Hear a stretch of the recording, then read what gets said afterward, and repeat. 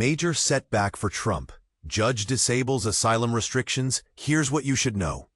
In a powerful legal decision, a federal judge has intervened to block President Donald Trump's executive order that aimed to stop migrants from applying for asylum or seeking relief from deportation in the United States.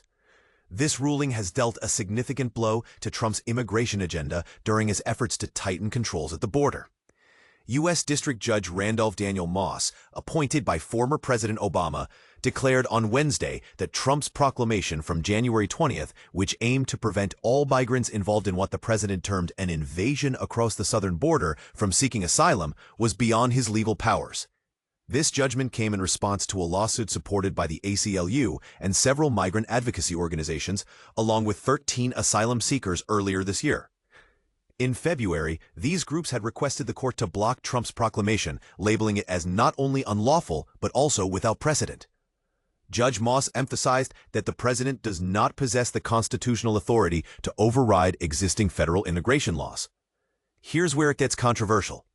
The judge argued that upholding Trump's proclamation would render large portions of the Immigration and Nationality Act, INA, essentially optional, undermining its authority.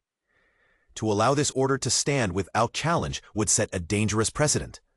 The court's decision included a 14-day stay, allowing the Trump administration a short window to request an emergency stay and appeal the case to a higher court. And this is the part most people miss. The judge also approved a class certification for the plaintiffs, migrants directly impacted or likely to be affected by Trump's proclamation in the future. This new class designation enables the lawsuit to move forward under specific parameters established by a recent Supreme Court ruling, which restricts the level of injunction the lower courts can enforce unless a class is certified. Controversy alert. Trump's advisor Stephen Miller criticized the judge's decision, calling it Marxist. He argued that the ruling essentially implied that a vast number of people from across the globe could be entitled to seek entry into the United States. What do you think?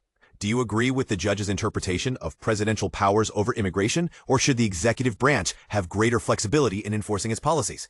Share your thoughts in the comments below.